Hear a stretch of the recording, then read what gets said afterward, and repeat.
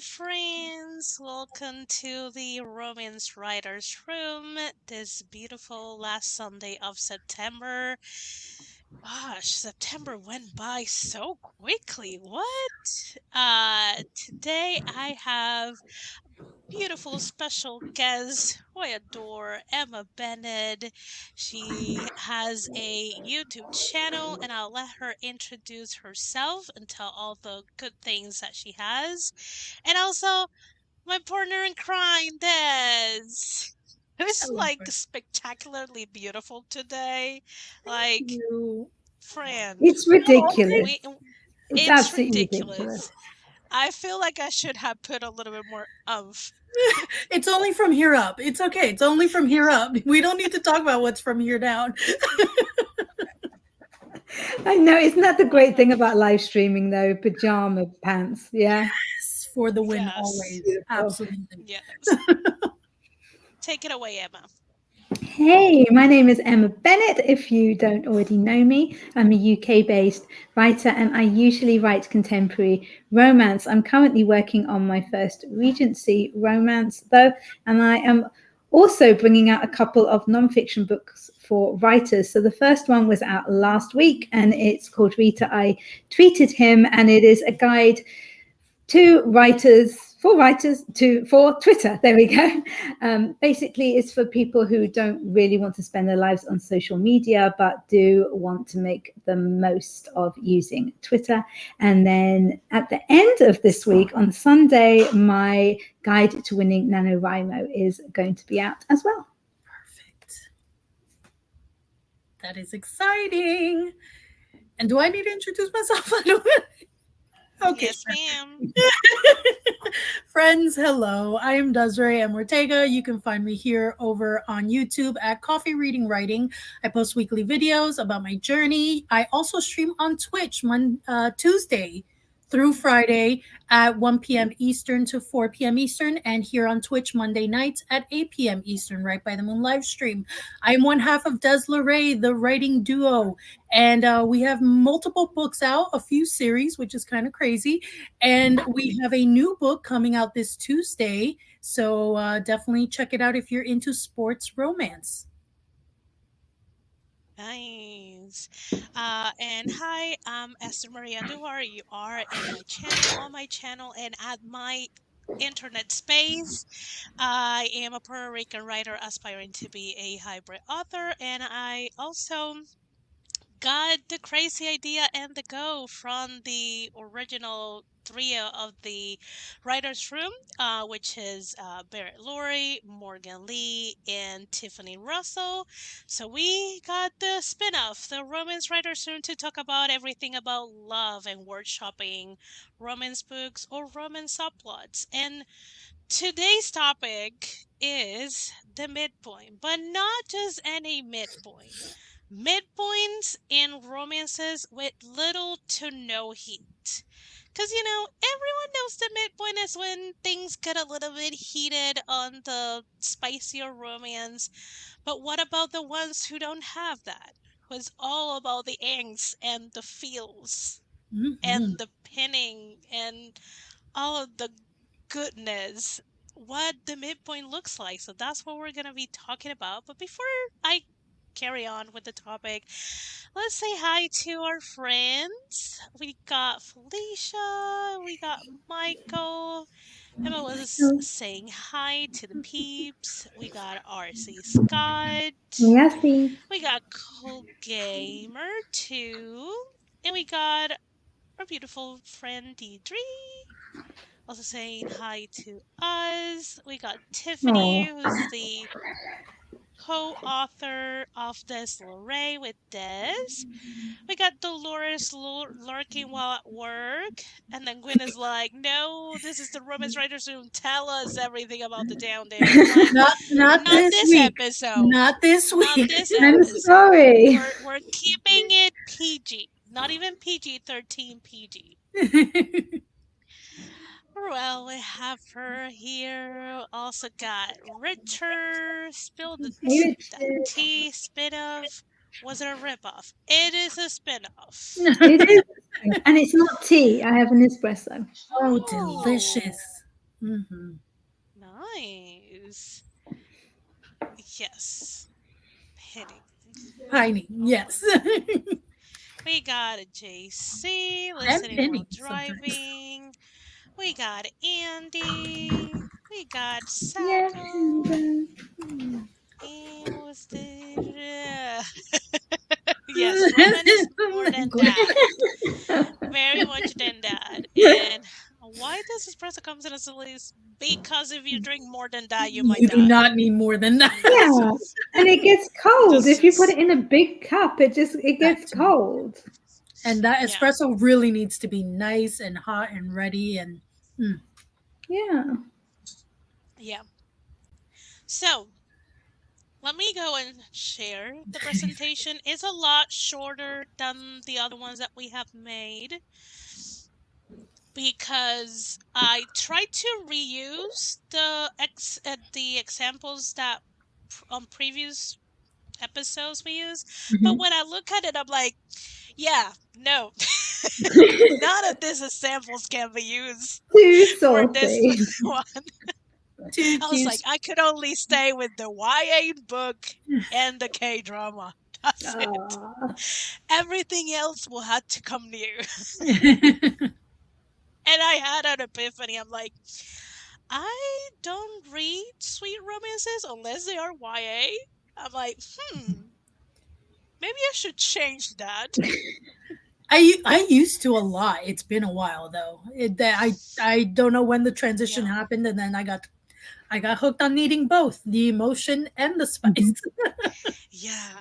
Sure. I don't know. I don't know. I think it's just more used to being on the sweeter side for YA because adults think it's taboo to talk about sex to teenagers. Um, Which I is don't know. I ridiculous. don't. Yeah, it is totally ridiculous. But that's a topic for another day. That's a topic So, for another Another episode. yeah, we'll make another episode. We still have time. Uh, so again, welcome to the Romance Writers Room. We're going to talk about the midpoint. As always, I use Romancing the Beat kind of like as the example for a definition, because this is the book that most, not all, but most romance writers use, kind of like because as a it's guideline, amazing. It is a good one. I have it on kind ebook. of as a guideline to plot their novels. It's tiny, it's something that you can read in like 30 minutes or so. Mhm. Very, very easy to digest. So, based on Romancing the Beat by Gwen Hayes, the midpoint, it's obviously you're halfway through your story, but this is the beat where you show them everything they want and it is in their reach. They may not be ready to say the I love yous, but they are opening those gates. They are fiercely guarding their hearts. Mhm. They are okay with the idea of love. They're not as guarded. But the midpoint in romances is a false high. This is gonna be the first time your character is gonna open themselves emotionally to love. So you're gonna get that really sweet, sweet high. I don't know, a confession, a first kiss, the first time they grab their hands, something like really sweet, like Mhm. love is there. And then if you are like me, you're gonna be like, ha ha ha ha ha, now gets the fun part after this. You're gonna torture Rip them, it all out. Rip it all out. emotionally But yeah, tear their hearts apart. this is why it's a false high. They have what they deeply desire, but they Mhm. are afraid to say it out loud. They have it within their grasp, but it's not gonna be for too long. This is something very important for us writers to have. So here are some of the past examples. Soulmates, which is a YA contemporary romance. It happened when both Hannah and Jacob realized their feelings and kissed for the first time. They also start like sort of settling into their feelings and thinking of what the rest of their summer will look like, and maybe past the summer once Jacob goes back to South Korea. So they're looking forward to it.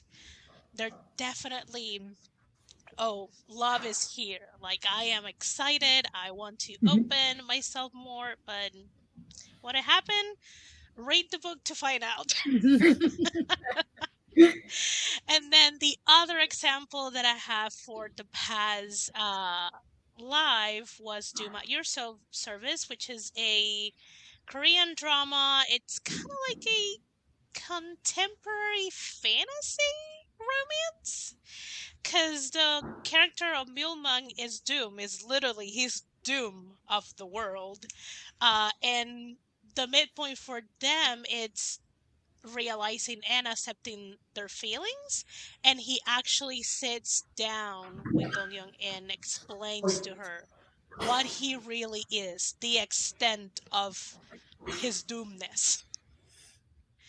So that's kind of like where a lot of things starts to change after that. And we're gonna go to more examples that are not in the presentation, because again, I apparently don't read that many non-spicy books.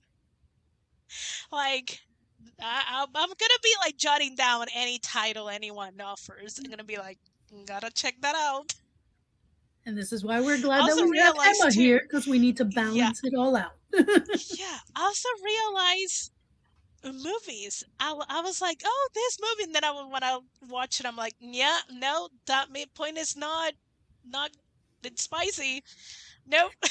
Well, it's funny. If I can say, Deidre, before she stepped out, did make an excellent point that I relate to so much. She's like, it's strange because I watch Hallmark all the time with absolutely no spice, but then I pick up a Mhm. novel and I'm like, ooh, give me all the spice.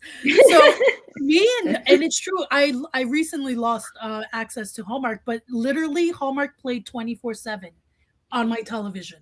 So I'm Mhm. sure I can come up with some Hallmark titles that maybe people have seen, because I was huge on all the Hallmark movies. Yeah.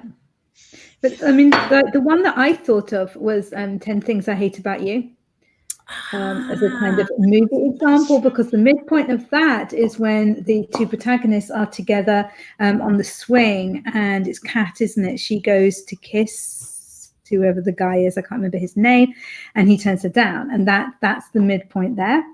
mm, So that's kind of a like a sweet romance example there. yeah, that's Yeah. that movie But it's was also a legend. teen romance. I was It like, is. It is. yeah. This is Yeah, I forgot. another I named teen Hallmark and romance. JC's love Yeah. for Hallmark mystery novel movies. Yeah. I mean, obviously, for anyone who has read Emma's book, her books are good examples. So, let me get. I should have been the queen of the links. I'm failing today. Woo! I don't have Emma links for her books. What am No, I doing? you should do it. And the beauty of it is that if you're like me and you have Kindle Unlimited, you can read them. Like me, and you have your own books with There's you. a 5 book set, 5 book like Yes. box set that I'm so excited because I'm going to dive into that. Oh, Yes, and you can get full stories, all the stories. yeah, it's completely bargainous. I realize my Kindle is on my bag, which is where it usually is Your at. bed. So, Yeah, mine is on my like, bedside. Mine- it's on my bag because I can read so many things there and no one knows anything. No one knows better. Let me get do you guys have any other like books or authors who normally um Yeah, do well, that? I mean, like if you don't mind me like talking about my own books, but Please like do. there's some examples that I've got. Yes. So Falling in Love at Nightingale Farm, which is my most recent story. So the midpoint of this book. So it's all about, I just had to check the name there, the heroine. This woman, Polly, she's lost her job. She's struggling to find another job. And her mother basically sets her up to go to help out with this struggling farm. And the son of the man who owns the farm is very against her coming to interfere and thinks she's a stupid city girl. But at the midpoint, she has helped in the middle of the night with a difficult birth of a pair of lambs. And the pair kind of bonded a little bit, her and the farmer's son at that point. But at the midpoint, he invites her to come and help him because his dad's going away for a few days and he's stuck looking after all the animals, and in particular, these two lambs that still need bottle feeding. And it really is the point that they get much closer and they begin to appreciate each other and not just stop fighting quite so much. So it's quite a nice little midpoint with that. Yeah. And then the other example that I had was from my book, The One That Got Away. So Adrian actually talked about this in the Tuber Book Club, which was terrifying last week. And I'm dreading my interview with them. This is a funny book for me. It's a little bit different to my other ones. And yeah, it's weird.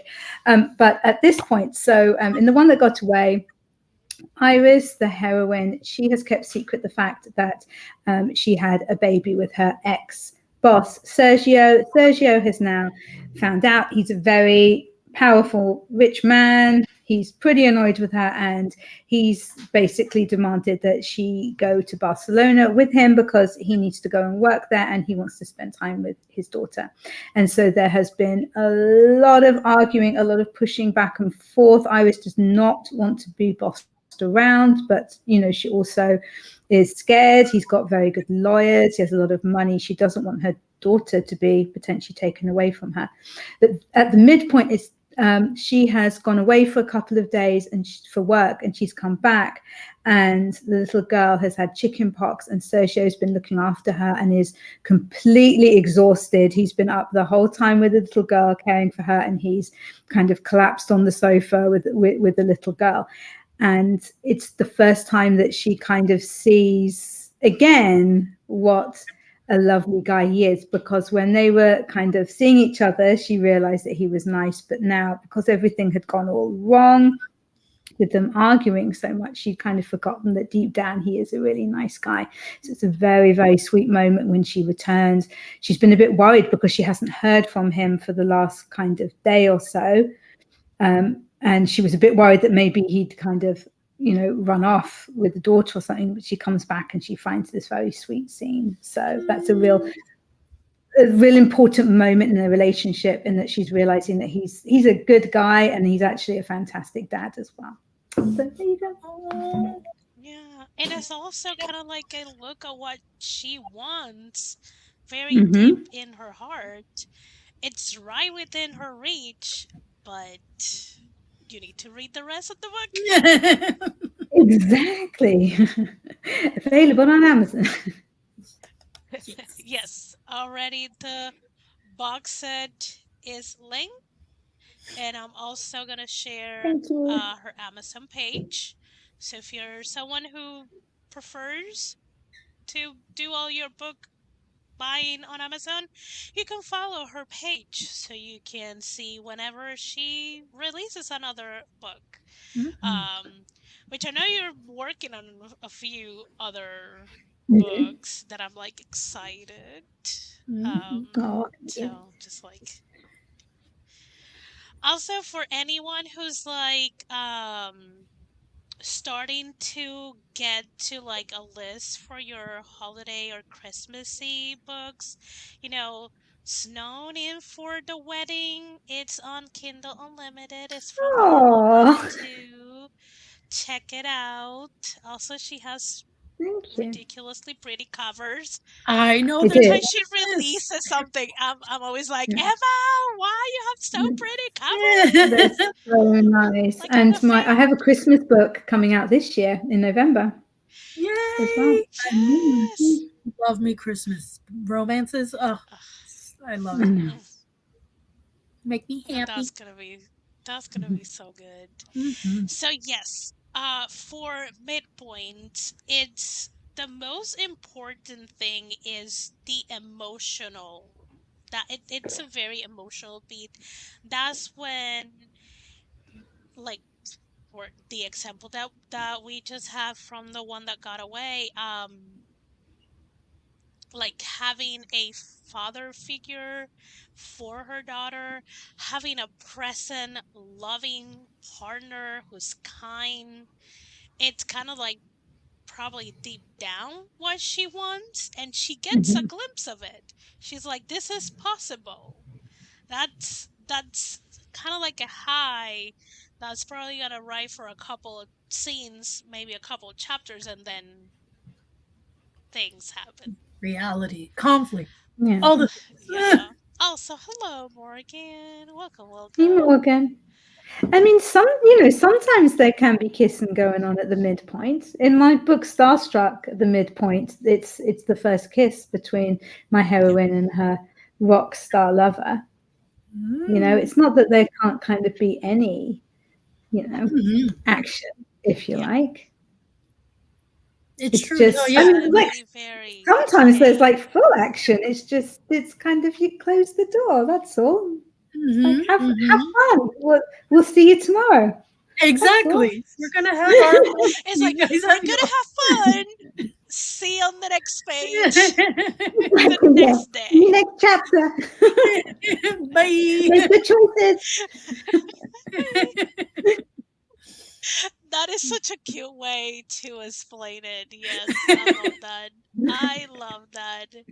But yeah, it can be the first kiss. It can be if you're more like, let's say if you're writing in the like probably the Christian romance genre or the Mm, Amish genre, It's very popular. that Yeah. that might be the first time yeah. they touch hand, or maybe their grace hand, because those are more sparse on the physical contact, but you get all that emotional turmoil inside of, ooh, all the like the butterflies, whatever descriptor you want to use when you held hands, or Mhm. maybe his thumb grazed your index finger or your little finger or just a part of your palm, things like that.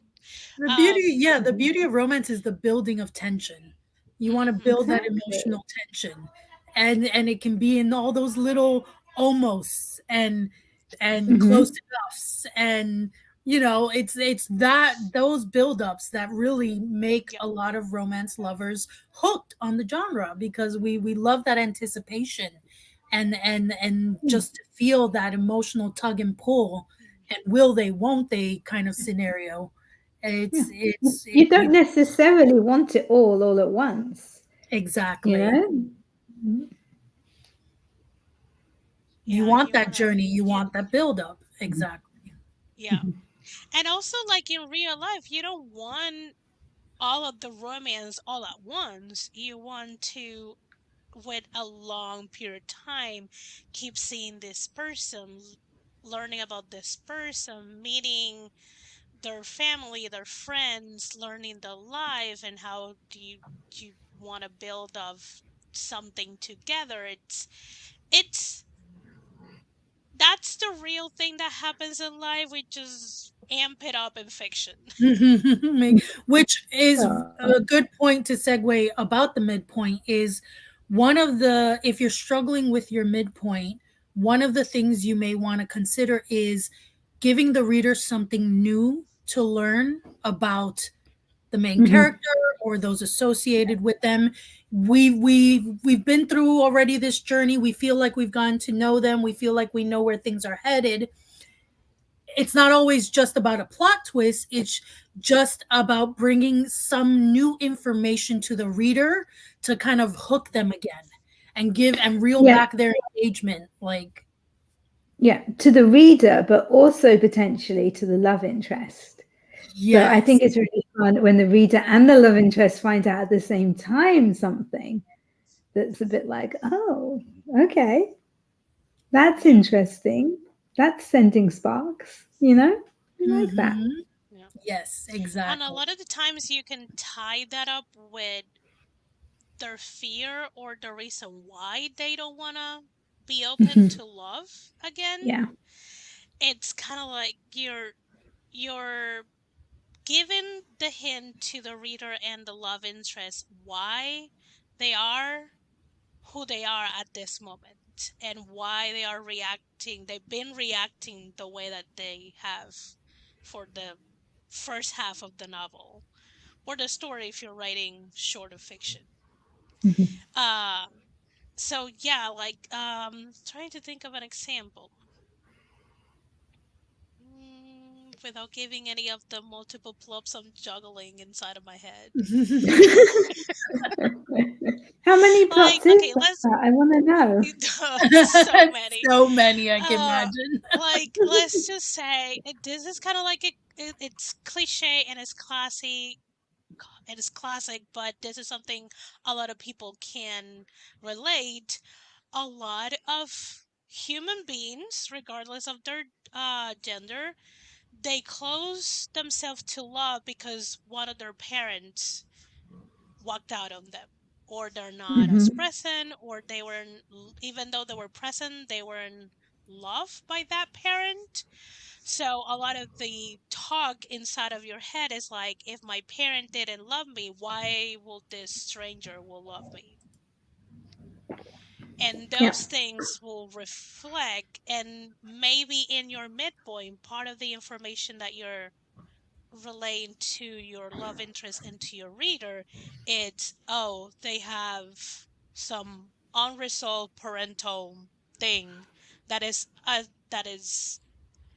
um skewing the way that they look at love, and this is why they're not open. And maybe it's just like they had an absentee parent, but this love interest has never been absent. They always been there for the main character. They always present and trying and all of the things that they deeply want. And Mhm. that's your midpoint. That's when you're like, oh, this person's not gonna walk away from my life. Yeah. And that they could be like, oh, I see it. Hmm. Another And this example that I remembered.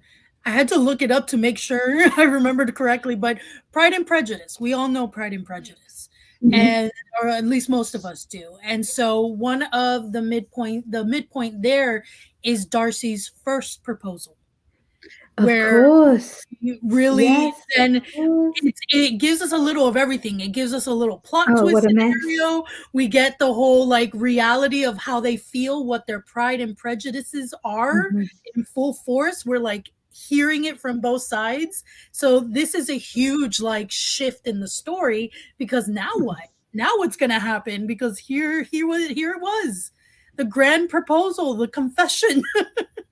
And Mhm. so that's an exciting example of the midpoint in romance, and one of the big romances that people will recognize in literature and now in cinema. Yeah, Great example. Thank that's good. I'm trying to think of. Yeah. See, this is the problem of seeing things on double speed. Because you. I saw Bridgerton on double speed, and now I'm You Oh, like, watched Bridgerton where on was the double speed? I midpoint? can't do that. I have to properly take it in. Like, how? Like, what? But it would I am spoil the everything. crazy Like, person that I each am. long days is like half of it. The music, everything, like everything would be I know destroyed. the Why are you music. where you are? Why? Honestly, I think when I started watching it, so all of the like slow moments that happen in Brittenton, I've been seeing slow moments for years in K dramas. So Mhm. probably at that moment I was like just fed up with the very slow pan of the camera, and I'm Mhm. like, skip It's double speed this. already. Come on. Come That's on, when you take Suki. a moment with a nice drink in your hand, you relax, you let the scenery and the atmosphere just take you Exactly. away for a little bit, clear Exactly. your mind from I'm running like also not. Speedy I'm also Gonzalez. not the. But also not the market for Regency nor Yeah, okay, that makes historical. sense. So it like speed up. It kept my attention long enough to Mhm. finish it. Gotcha, gotcha. That makes I sense. yeah, I wonder in the first season of Bridgerton is the midpoint when they actually get married. Ooh. I'm Mm, wondering, I can't remember exactly probably. because it's been quite a while since I watched it and I read the book as well, but I would see that as the midpoint, like in I my would think head. so because that's when the You know, things both significantly. high and then Yeah, Mm-hmm. that's when Mm-hmm. things really Yeah, they like shift. they. Yeah, and they both see what could be what they Mhm. want, but of course There's they think their fears. own. Most likely, it's all Yeah, fake. So they're the other yeah, ones thinking they don't really feel this way. They don't really feel this way, and it's all the miscommunication and. Yeah. yeah. So let Sorry, me. Laura Gomez. Yeah, I love that. I read that. I know. Um, a few comments. She's It's the awful. overnight date and the virtual led. Yes, Yes, exactly that's that. closed door. We love this. That you're late because you're revising your first romance. Revise Yay! away. Love Yeah, that. best reason to be late ever. Exactly. Yes. This is gonna live in a replay, so enjoy that. We also got our friend What is Nia this? coming in. Yeah, what I is Yeah, this apparently happening?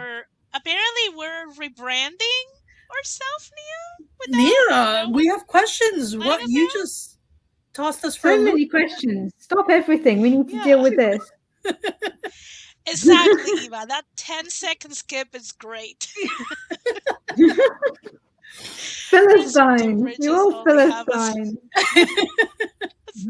Yeah, when you watch things on a 1.5 or double speed, it's kind of like when you have kind of like an internal tell of like storytelling, especially when you're watching it. If you're it you can see it when it's a normal speed. When you're like doing the crazy thing that I do sometimes and put things on double speed, then you're like, wait, we're already halfway through this? Because I don't have the feeling. No, I enjoy the petty moments. Oh, yeah, then you need to watch a lot of K-dramas. That's kind of like a checklist on almost every single episode. There's a penny moment. Um, I've read more romances this month than my entire life until this month. Ooh, nice. Loving that. Research, research.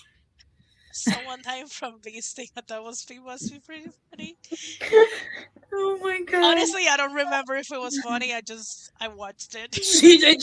That's it was It'd all be a blur. funny. It was literally all a blur. Also, I did not enjoy season 2, so Mm. it's probably Really? not well in my. Yeah, no. No. I did. Well, say what a midpoint is I for people loved who know, not Anthony. me, of course. Yeah, I mean, I like the characters. It's just so watching the first season coming to the second season, they put so much weight in the relationship with the other girl between Anthony and the other The lady, sister. and then it's just like in an episode and a half, he's already over it and madly in love, but struggling with this other girl. I'm No, he like, was always in Yeah. love. He was always in love with the main girl. He was struggling because he never loved the other one. He it just was the right choice he felt for his position No, no, to. no. I'm not saying about the sisters. I'm saying the girl that he had The opera something singer. on season Oh, the one. one from Yeah, season one. yeah. Oh, Yeah, that he was Yeah, but he so never really effing loved her. heartbroken, and then an episode and a half on season two, he's madly in love with his sister's fiance. I'm like, huh? No, no, no, no, no, no.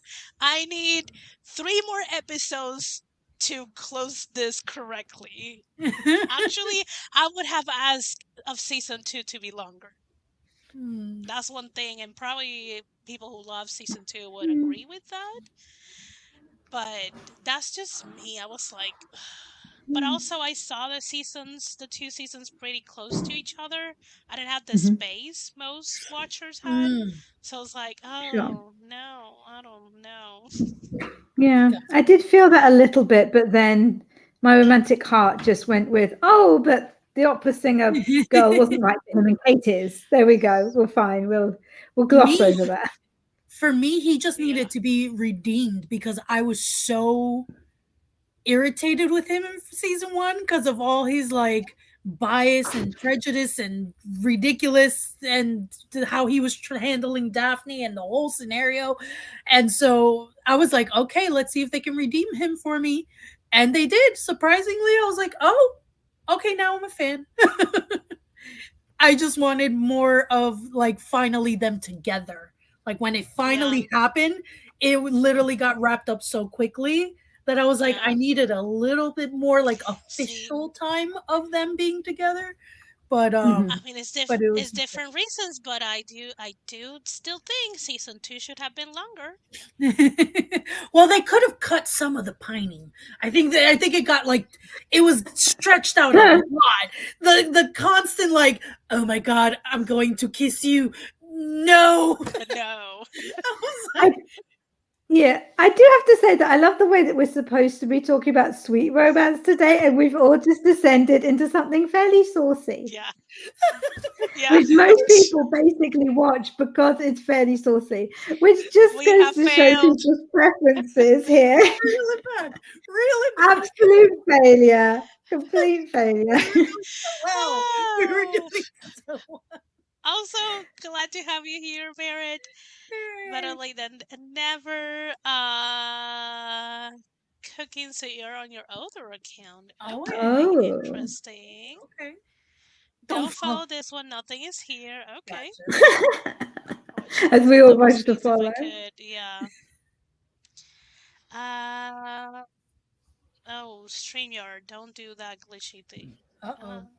No, no, no. No, no, no, no. StreamYard I behave. love season Yes. two, but Be this nice. type of show is my jam. Mm-hmm. Because they cast such pretty men. I mean, they have They to. do.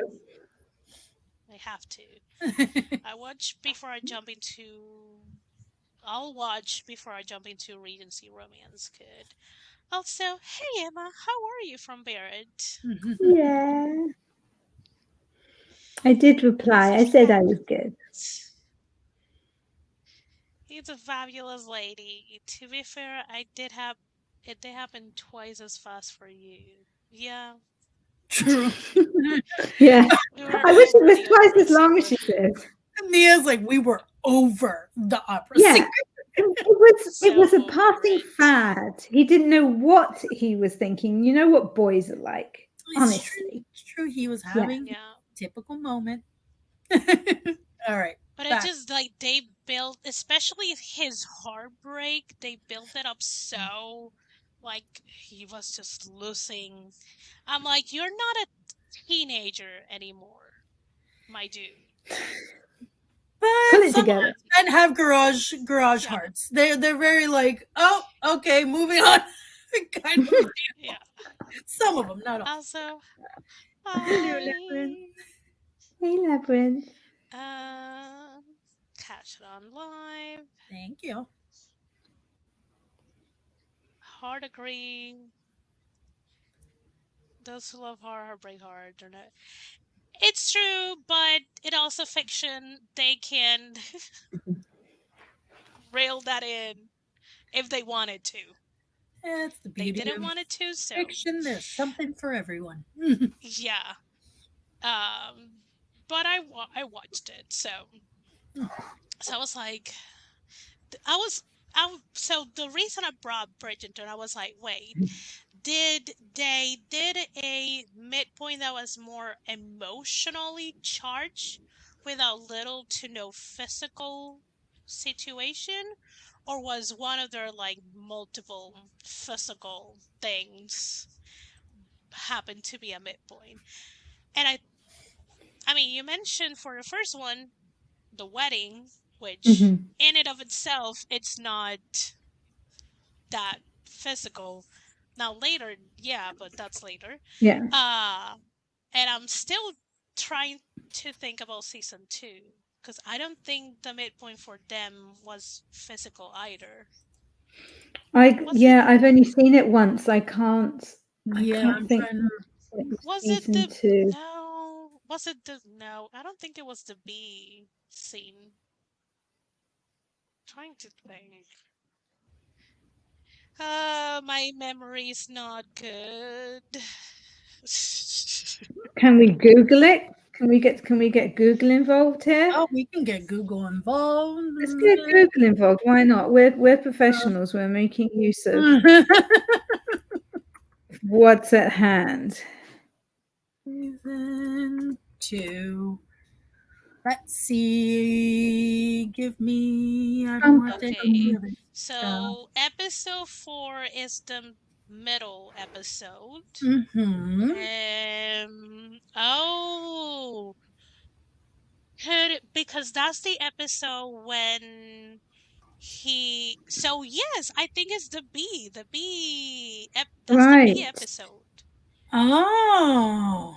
Because Okay. So that I think yeah. they're doing like that what is the name of that game, Emma? It's a very British game, Croquet. which the Oh, that. Yes. mallet and Yeah. the Yeah. ball.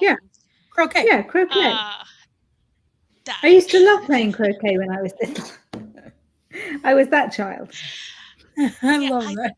that that's the episode where he finds her in the bench his dad used to sit a And he lot. thinks, and she's been stung, and he completely like freaks out because he thinks she's going to Yeah, drop dead. yeah, Yes. yeah. So yeah, that's their midpoint. That's when we see and they see their feelings, like they are hardcore.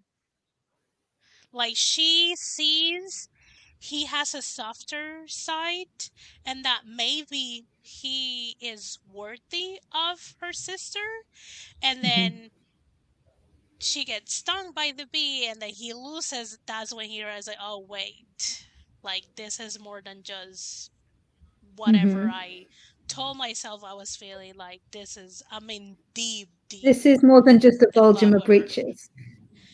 Yes, yes. I am trying. Not many people are familiar with Persuasion. That's one of my favorites from Jane Austen. I love Is it. it? I've Yeah, That's never not my seen that. favorite, I have to say. I know it's not a lot of people's favorites, but I don't know if it was I don't know why.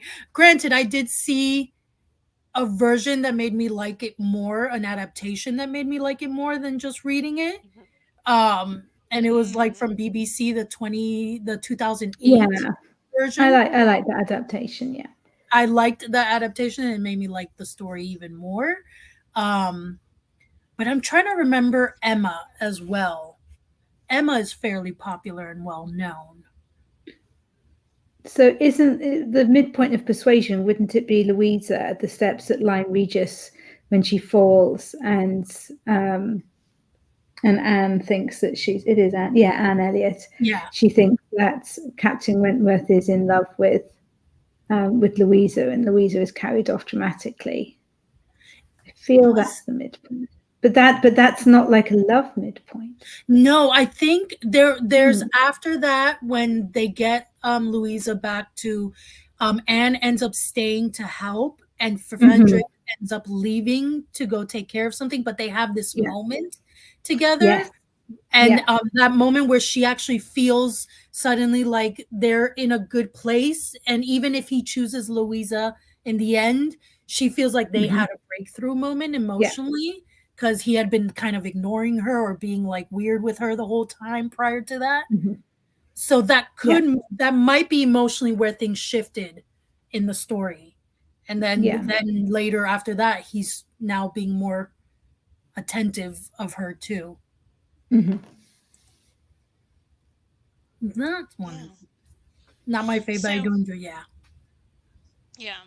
So even bottom line, even if you have heat or not heat on your romance, the midpoint is basically an emotional beat. It's where you gonna like I think there's someone in romancing debate says like you dangle that happily ever after to Yeah. them. And it's like it is there, it can happen. Are you brave enough to make it Hmm. happen? Kind of situation. And Yeah. it has like we've been talking, it has to be something that will shift the relationship and the way they see each other and maybe the way they see And I think also something shifts in what the main character wanted and needed, kind of deal. I feel like what, because in the very beginning, we're presented with what we believe the character wants, and we kind of push that forward in the story.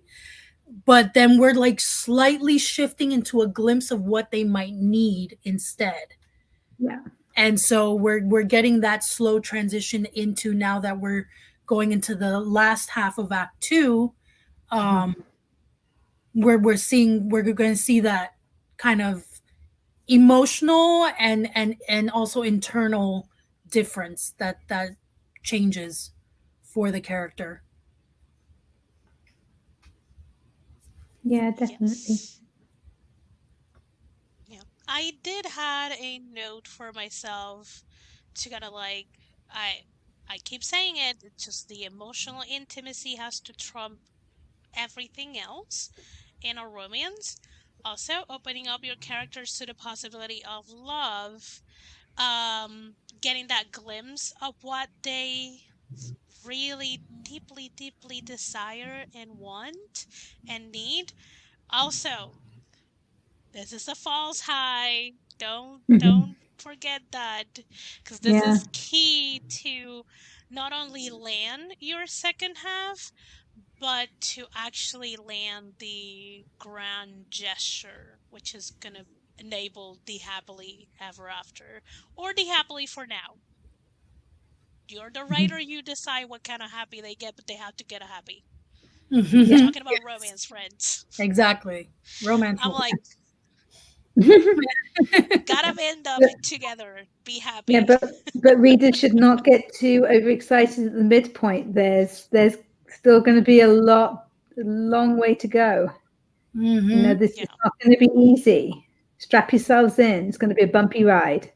Which is great because that's how you Yes. keep it from being a saggy middle. You gotta, you gotta go through the ebbs and flows and send your readers and Hmm. your characters through all of this emotional ups and downs. And so this Hmm. is where you can have fun.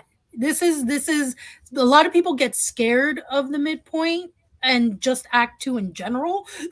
People like get terrified of it, and it's really the part where hence a portion in the Saving the Cat is called the fun and games, because this is literally Hmm. where you can now really Yeah. have fun with all the variation of encounters and scenarios and conversations and just all the different things that you can present and throw at your main character, Hmm.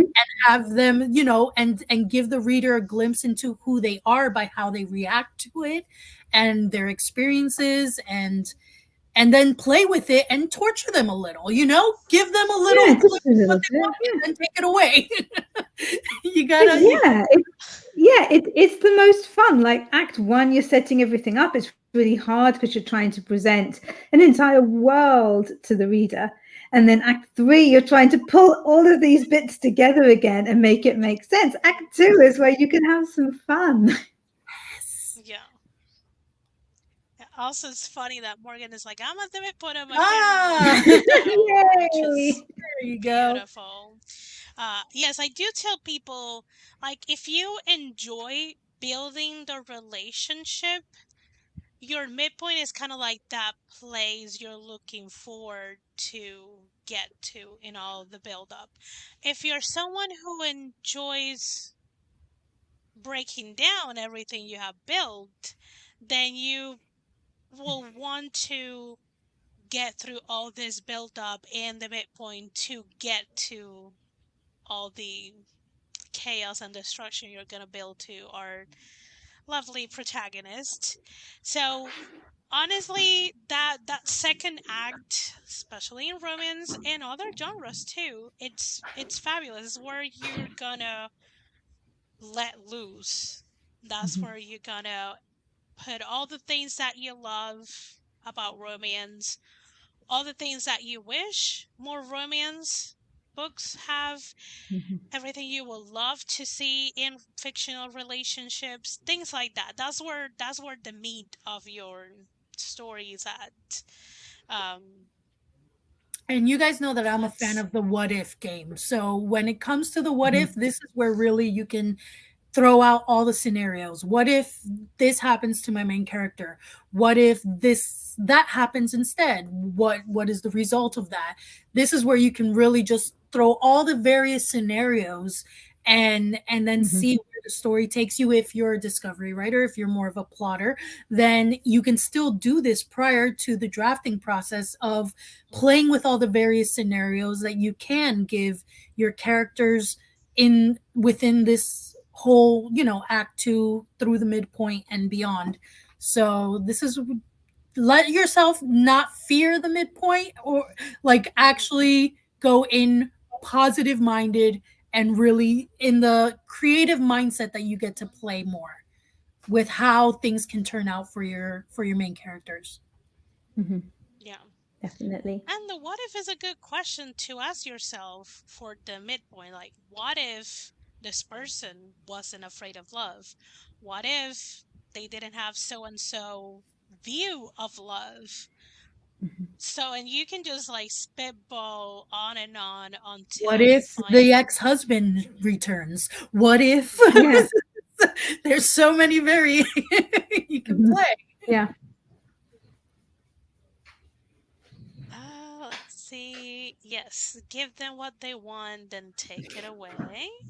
Absolutely. Uh, all I know about the midpoint is it was much later in the workout that I needed to be. This revision is long. No. It happens. Oh. To me, for some kind of reason, I always have my meet cues very late into the first second. I'm like, no, this is Oh. no, no. You're like, bring it Mm. in, bring it in. I'm It's the like, beauty come of back. editing. We then Yes. chop it up and trim it up and refine it. Yeah.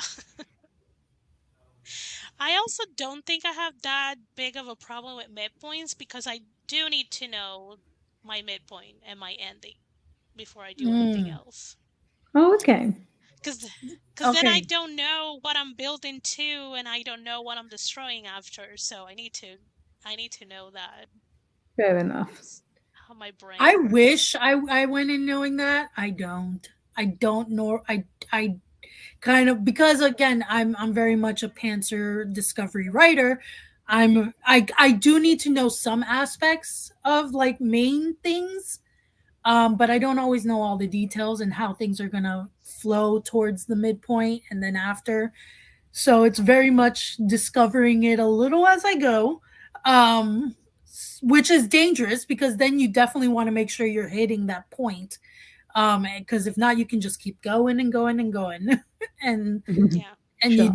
you don't want to do that. You want to make sure you're carrying the story in a solid structure. Um, but yeah, he Yeah. he was blaming all of us That's for her funny. romance Yeah. Yeah. endeavors Well, now. my name is not there, so I'm not to blame. Neither's mine. I'm good. I'm good. Eva, you let them go get away scot free? No.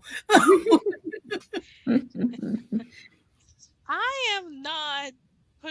I'm not enabling anyone on the shore romance train. I mean, if they come in, I'll welcome them, but I am not opening the door nor the windows. They gotta Technically, lock in I didn't themselves. either. I just took the route for myself, and then everyone else hitched on the bandwagon. So I Everyone didn't was like, that looks awesome. I want to come. I was like, I didn't technically do anything to persuade people. They just got excited, and then now I support them because it is exciting. This is why Emma and Esther encourage other vices. I I, do. I It's mean, true. I, I mean, I do enable a lot of things. don't, I don't think Emma enables besides just love, Oh. That's a good thing. and all cute things. Yeah. Although, funnily enough, the Regency that I'm writing is definitely saucier. And that's just how it's like coming out. That's interesting. And I don't know why. I Nice. was writing it one day and suddenly boobs were out, and I was like, what happened here? People, I what? loved it.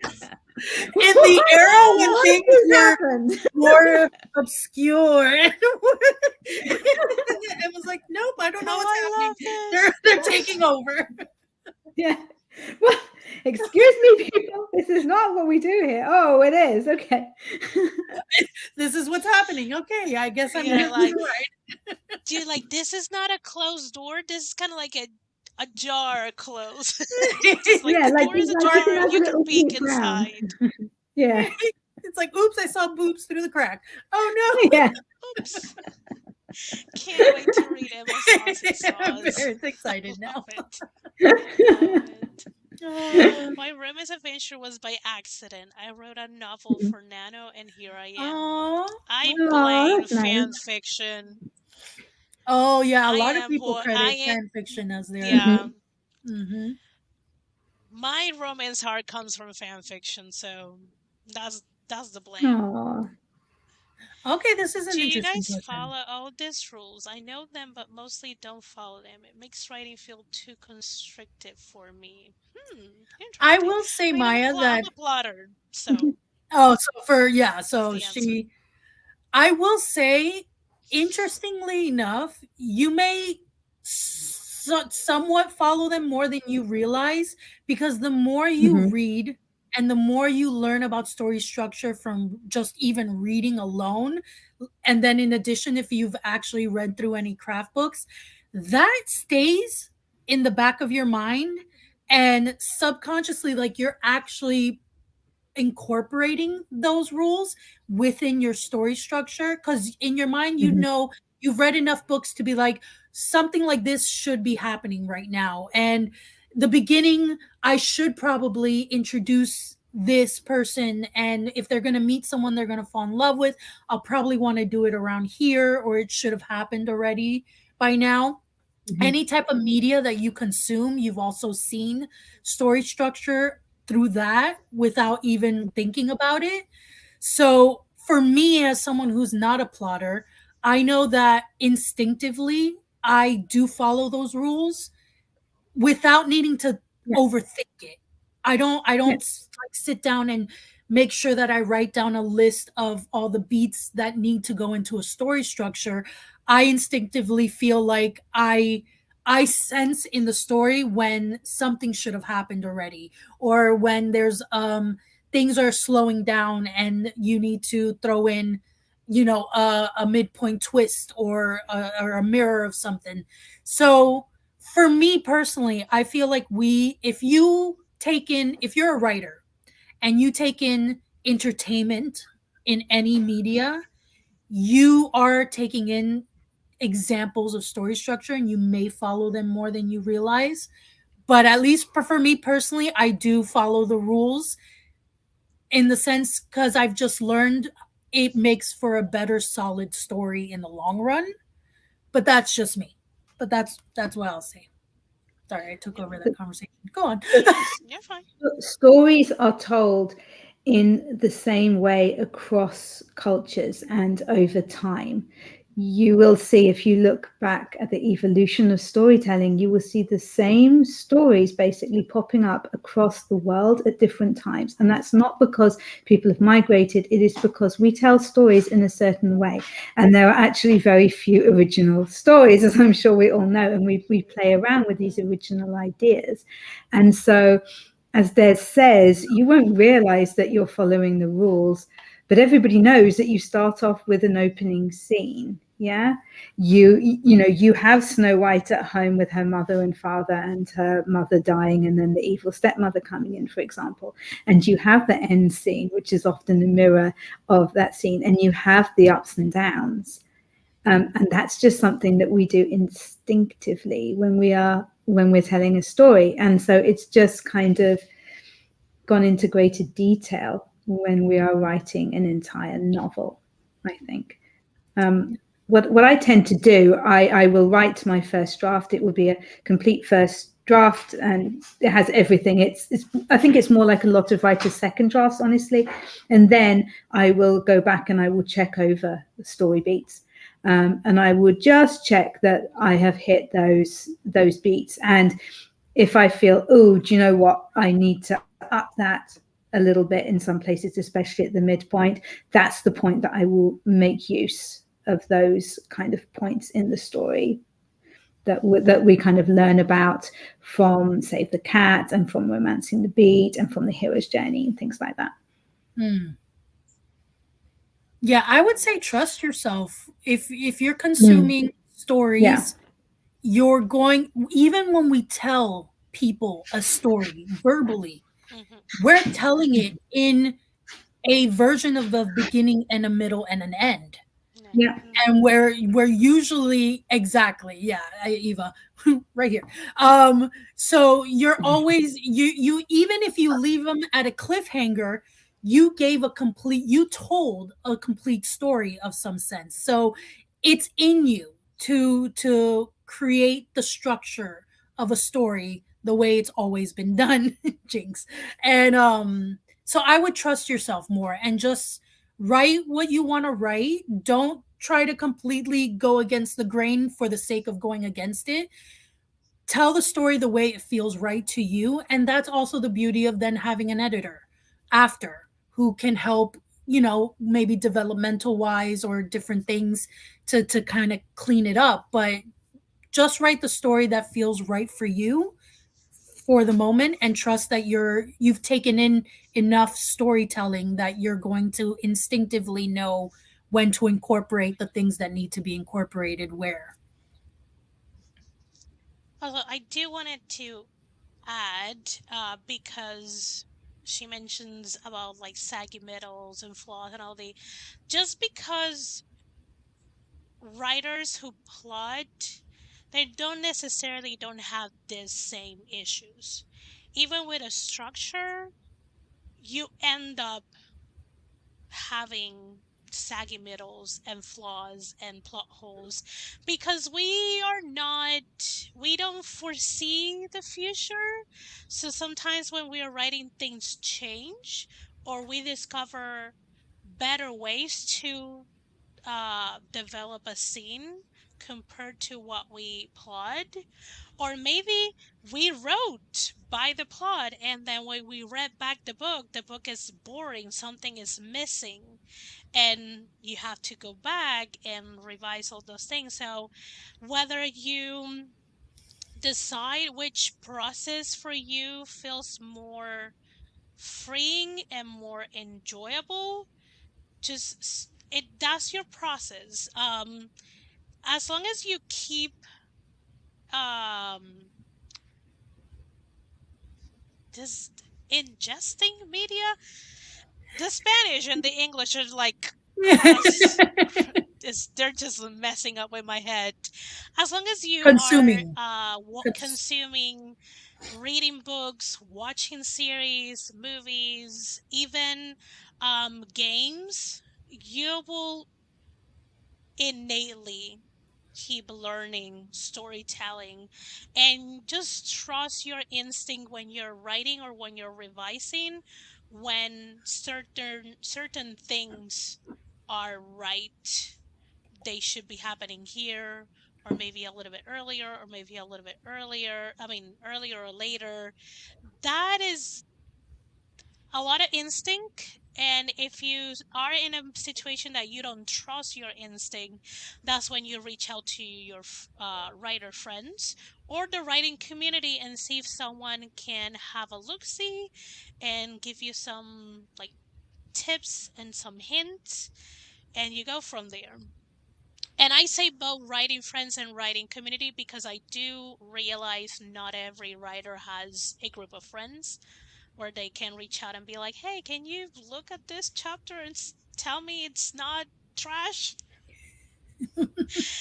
If you don't have those, reach out to the community and be like, hey, can someone, have a moment to like read, I don't know, 10K or 15K or whatever you need that person Mhm. or people to look.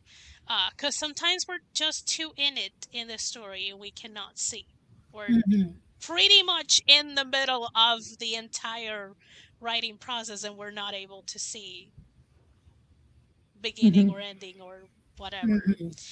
Um, so structure is there for people who need it at any moment that you need it. You may need it at the beginning, you may need it towards the middle, and you may need it just towards the end to make sure that your story is cohesive and palatable. Uh, like don't compare yourself to other writers. You do you. You And support like you. Mhm. Michael says, Yeah. practice. The more you write, the more you progress, and Yes. Yeah. the more you trust yourself eventually, because you become more familiar with your style of storytelling. And um yeah, the more you do it, I mean, writing will never be easy in the sense, Easy. because No. mentally we're still always going to have those blockages that want to come at us, because artists, creatives, period, we're constantly battling with our minds. But it does, in the technical sense, it does become easier the more you do it. You just still, of course, you got to battle Yeah. the all the things in your head, but that's where you have others in the community to help encourage you. And like Esther was saying, find those who can read a chapter here and there for you, let you know what they think, and that also Mhm. helps. Sharing your work helps. Yeah. And it is interesting when people say writing is a muscle, and the muscle that you're working is your brain. Like people just think, Mhm. oh, that's just like an imaginary muscle because you're not really working out your bicep, triceps, your legs. You're working out your brain. Your brain is the muscle that powers your writing. That's why you need to keep on writing to get better. Um, for people who are learning languages, the more you use that second language and the more you consume things on that second language, the better you get at that language. Same thing with writing. It's that thing that you have to use and do and do and do over and over again to get better. Mhm. For sure. Know the rules and to structure a story. I just don't follow, say, the beat or writing craft rules. I'm a planster, so I have my outline. Then I've been wiggle room. Then you have like a wiggle room. Yeah. Yeah. Mhm. I mean, Yeah. I do have. I mean, I'm a plotter, but I need the plot for the outer conflict. I Mhm. pant any everything and anything that deals with the characters. Like I Okay. know enough about my characters, but I have to write the first or the zero draft, whatever it ends up. However trashy it is, it gets assigned a zero or a one. That's where I learn my characters. Hmm. But I need to have a outer conflict to test the characters and their interactions. That's what I plot. I plot Hmm. the things, not the inner emotional things. That I pants, and that's when I end up and I look at my outline and my story and draft, and I'm like, okay, we're gonna outline again. This did not assist because I end up with something different. And honestly, Let's Maya, see. yeah, with what you were saying about pre four, the fact that you know these things, again, I think you're instinctively you're putting them into your story, but that's the beauty of writing. You get to play. As long as at the end of the day, you need a beginning, middle, and end. Period. Yeah. Every story needs a beginning, middle, and end. And you want to keep the tension and the flow, rising actions, and then once you get towards the middle, then you kind of like raising stakes and all these things. That's just period. That's storytelling. Any story. Hmm. Again, even a verbal story you're telling someone, you're giving them that excitement and all those things. So I think the rest is wiggle room. Yeah. I think you should have fun with that wiggle room and play with where things go and how things happen, and then like I said, I believe that if you already know the fundamentals of story like you say you do, and you're consuming media of the sort, you're going to properly put in what's necessary for a story, and then there's always that room to play. So Yeah. So here is a good example of someone who started doing one thing, and the more they wrote, the more they process change. Eva Mhm. needs to know the character motivations and applies the end, and then I draft that I and revise into story. Eva used to have long outlines. They barely exist anymore. So Mhm. zero drafts are legible for readers, but that's there's some people who say their zero draft first draft are more like really long outlines mm, compared to people who like outline extensively.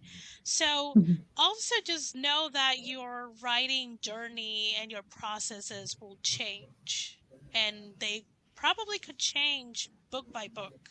mhm. And Terry Pratchett says um the first draft is you telling yourself the story. That is usually Correct. what it is. Yeah. Okay, I like Uh, that. my first 130K novel to my current web is vastly different. I learn as I go. If I worry about rules, I get writer's block. Says on it and I freeze. Yeah. So just Mhm. don't. Yeah, Yeah. doesn't work for you. Cut your creativity. Do what you got to do. Yeah. I want to please my readers and do it quickly, nice and sweet. Bam, bam. Yeah. Yeah. Eva was mentioning that she kind of like wanted to approach short romances on a more like cookie cutter way, Mm, so she could write a little more efficiently and quicker than the rest of the things that she writes. And also just this was so much fun to read. Morgan was like about jumping into the bandwagon of short romances. It seemed like a fun ride, so I jump on it. Fun fact: the first book I ever wrote was a Regency romance, and then I moved to fantasy. Oh, That was yeah. a hard pivot, yeah, but especially because she went dark fantasy. yeah, dark, really dark. Like But funny enough, something happened. Yeah, my something first happened in attempt at that writing Regency. my first attempt at writing a novel was a Regency romance. I remember that was Oh. my Interesting. first ever attempt. I've written screenplays for years, but I never had attempted writing an actual novel. So I Mm. was like, I'd written screenplays, theater plays, all the different other versions of storytelling, and I remember I had because I grew up loving adoring Regency romance and all various forms, books and movies and all that. But yeah, I don't even want to look back at what that probably read like because I'm like I have no idea if I had the language down at all. I'm thankfully not able to look at my first book because I handwritten it on a Pocahontas notebook, and it Oh, was on pencil, so it was not on pen. So with the Oh, years, it just faded away. And I'm glad because I remember it was a no. contemporary, kind of dark romance. Cause there oh, was, I was a teen. I was like in eighth grade. It has sex and it had like abuse and it ooh, was all sorts oh. of dark. Wow, you do Blimey. say. Mine It was was all all sorts innocent of and dark. sweet. Yeah. Mine was all innocent and sweet, and then I went dystopian route after that. Sci-fi. I don't know how that pivoted, but yeah. Yeah, I went from like dark adult. Well, I started on poems. I wrote poetry I first, wrote poetry for many and years. Yeah. then I wrote that dark adult romance, and then years later, I went into fantasy, just hardcore fantasy. Interesting. It's like Interesting. sweeping Where did you start, worlds. Emma? What storytelling did you start with? Like genre? I started writing picture books, and then I moved on to contemporary romance. Oh, I love picture books. I love That that. is so Mhm. sweet. I love that. Yeah, I have. Where is it? Where is it? Oh, have I got it here? I should. This is awkward. It's the Snotty Princess.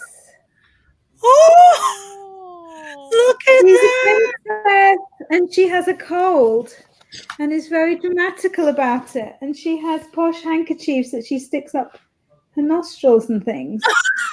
That's oh, that is amazing. so It is. It's adorable. properly I love amazing. it. I love that. Oh, that is glorious. That why that why that makes sense for Emma to write such a cute picture book. It just so I know. It I mean just does. It it just fits does. with my image of you, Emma. It just looks so adorable. Love it. I do love that was great. Uh, oh yeah, yeah. I was a angsty teenager, like Sounds angst. like it.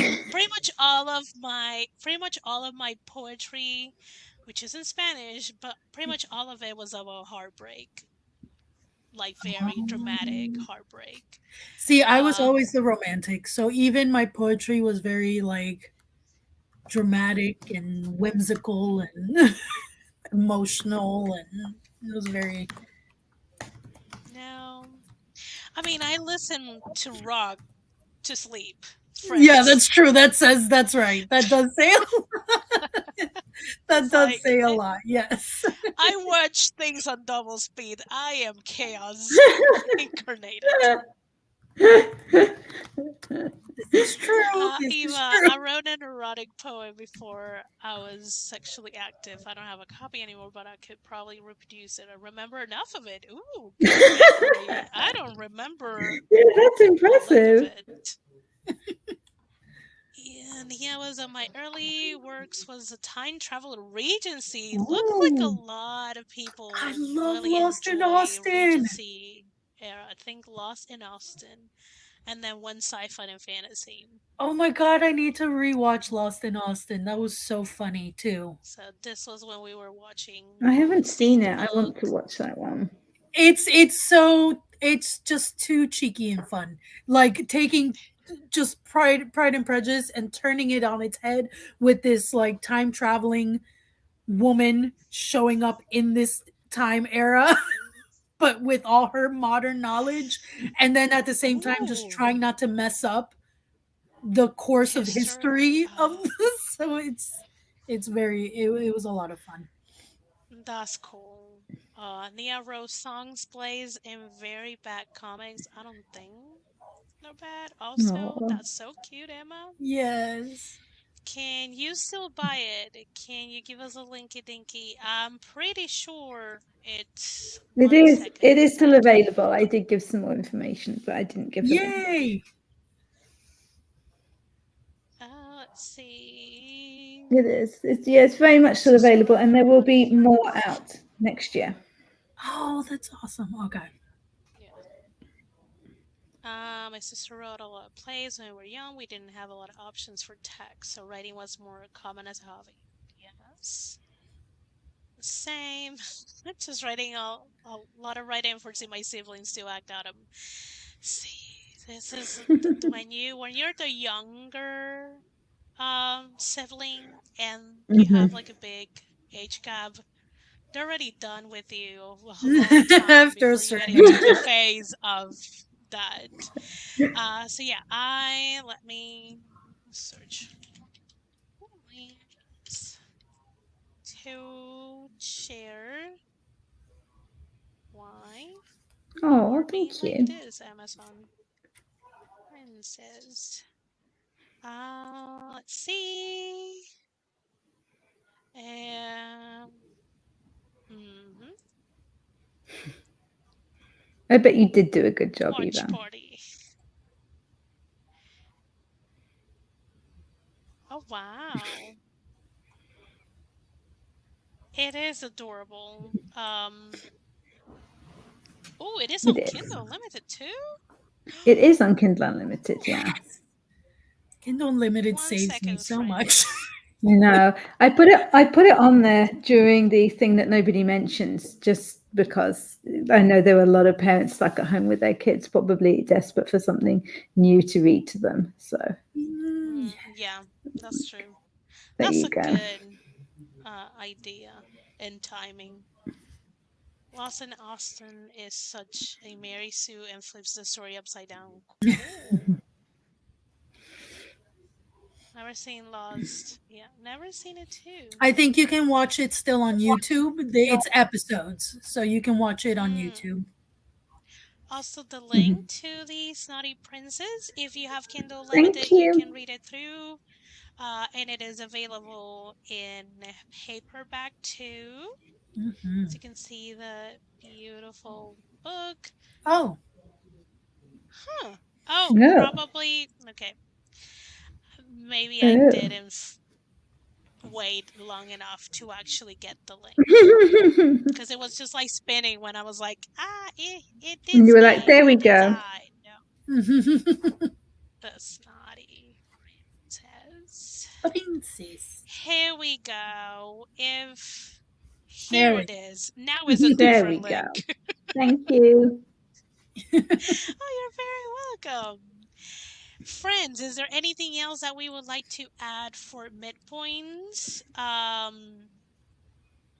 Does anyone have questions? One last question. That Yeah. Last. too. Before I release my friends, before I take over their Sundays, afternoon, evenings.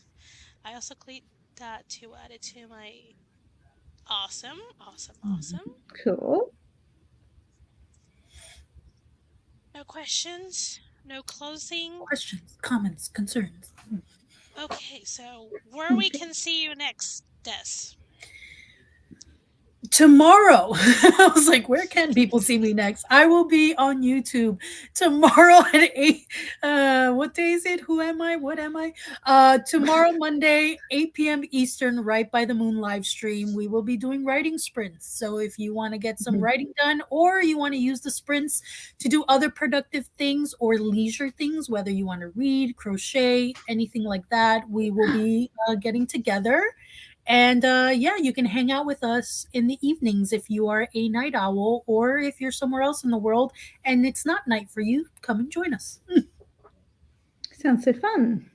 Yeah. Where we can find you, Ema? Ema. Why did I? Ina. This is Barrett. Barrett's I fault don't. because he calls her Ema because her initials are EMA. So now he keeps calling me Ema, Ema, and I'm like, no, no. Emma, It's good. where we can find you next? Right. Next, you can Tell find us. me when this finishes. Give me 5 minutes to have a pee and get a cup of tea, and I will be over on the Self Pub with Andy's channel to join him and RC Scott for some of their writing sprints. So Nice. you don't have to be without me for long. Perfect. That is fabulous. Also, if you guys haven't subscribed to Andy, you should totally do. I am getting the You link. definitely should. He's awesome. He's one of the best people in the world ever, officially. Yeah. And his YouTube channel has a lot of awesome information and tips. It has a lot of great content for self-published authors, and he's just moving into beginning to write fiction. So he's doing this whole series all about kind of researching how to write a thriller and books that he's reading, and then he's kind of analyzing these thriller books to take out what he can as somebody who wants to write in that genre, and it's really interesting. Nice, nice. So totally check Andy out. Mhm. That's Check him out. the YouTube channel. Thank you for being here too. Next is October 29, last Sunday of October. We're going to be talking about billionaire romances, and we're actually going to Ooh, have a writer coming to kind of like workshop their billionaire romance book. So oh, have fun. check that out again. All of the links are in the channel, the description. You just need to like remind, notify, all that good stuff All and that good things stuff. YouTube loves to do. Mhm. I should be streaming again Sundays, 5 p.m. to 7 p.m. Eastern for productivity. We're gonna do Preptober because golly, we're at that time, Brain. and I need to plot my other winter book. Um. I can't Also, believe it's we going to be know each. Preptober. At all. Insane. My brain has not processed that this is Yeah, it. Oh, This is coming week is it's coming. It's it's coming. ridiculous. Also, JC, we know we just try to be humble and not say what we really are. yes, that's it. This, not for this year, because all the topics for 2023 have already been decided and the lives are already scheduled. But look out for the first half of 2024. You don't know what we're planning. Mhm. Neither we. But I will say Maintaining that the air of mystery. I plan to delve into some small town romances, so it will be perfect timing if, when Mhm. 2024 When that happens. happens. Yes. So, same time for the Romance Writers Room, 3 p.m. Eastern. Um, and it will remain even when you guys, US, change again date at times. That Mm. nonsense. It'll just be later for me. Uh, and that's it. Thank you, Emma, for coming in. Yes. I Thank love you. having you here, and Thank you hopefully we so can much for bring you inviting me. next year. Yeah, I'll, I mean, you're gonna get an invitation for the year-end live because I'm inviting everyone that has come, Yay! and also Party. next year I'll be probably reaching out and be like, "Do you want to come to this or this or this?" Mm-hmm. Mm-hmm. Because And I would say we got yes and options. yes and yes. Yes, Yay. I say I don't know what's coming next, but you'll know You me. I kind of do. I don't fully need to be believe that. Yes. Yeah, I think I she need to be knows. prepared. hmm hmm I think she's a So, plotter. friends, Yes. I plot everything. Head on to Andy's channel Yes. if you're looking to Yes, head do over any there. productivity related things, or if you're just, you want to chill with people, with wonderful peeps. Go there. Link is on the comments section. And yeah, that will be it, friends. Thank you so very much, and I'll see you on the next Romance Writers Room. Bye. Bye, friends. Bye.